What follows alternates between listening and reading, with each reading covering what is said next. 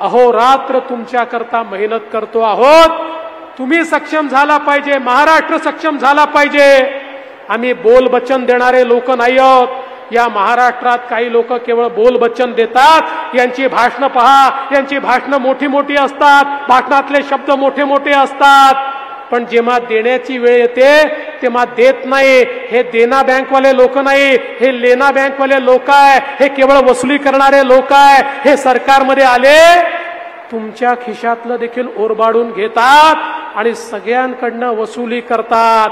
त्यामुळे यांची तोंड रावणासारखी आहेत। रावण जसा 10 तोंडानं खोटं बोलायचा, तशी 10 तोंड यांची झालेली आहेत। 10 तोंडाने हे या ठिकाणी खोटं बोलतात। पण आपण प्रभू श्रीरामांना मानणारे आहोत, आपण छत्रपती शिवरायांना मानणारे आहोत। त्यामुळे रयतेची सेवा करणं हाच आपला धर्म आहे आणि तो धर्म निभवण्याचं काम या ठिकाणी आपण सगळे करतो आहोत।